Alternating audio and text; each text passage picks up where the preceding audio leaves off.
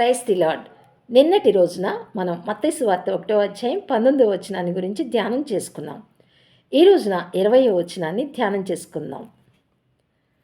అతడు ఈ సంగతులను గూర్చి ఆలోచించుకొనుచుండగా ఇదిగో ప్రభుదూత స్వప్నమందు అతనికి ప్రత్యక్షమై, దావీదు కుమారుడువైన యోసేపు, నీ భార్య అయిన మరియను చేర్చుకుంటకు భయపడకుము, ఆమె గర్భము ధరించినది పరిశుద్ధాత్మ వలన కలిగినది అని ప్రభుదూత దావీదు కుమారుడైన యోసేపుకు ఈ రీతిగా సత్యాన్ని బయలుపరిచింది.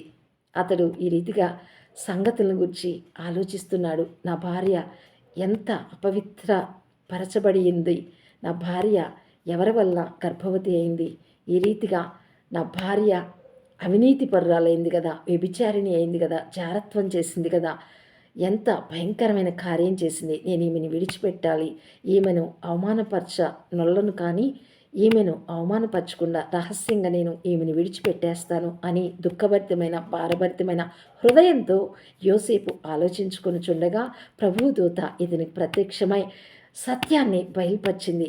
ఈమె యొక్క యథార్థతను, పవిత్రతను, నిష్కాపట్యాన్ని, నిర్దోషత్వాన్ని, పవిత్రతను దేవుని దూత ప్రత్యక్షంగా యోసేపుకు బయలుపరిచి యోసేపును బలపరిచింది, ధైర్యపరిచింది, సత్యాన్ని తెలియపరిచి అతని మనసును తెప్పరెల చేసింది. పరిశుద్ధాత్మ వల్ల మరియ గర్భవతి అయింది.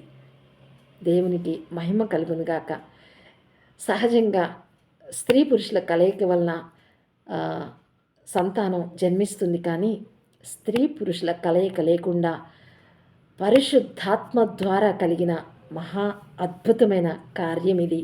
మహారక్షకుడు కన్యమరే గర్భంలో పుడతాడని లేఖనాలు సెలవిచ్చిన రీతిగా ఆ రీతిగా కన్యమరియ గర్భవతి అయింది.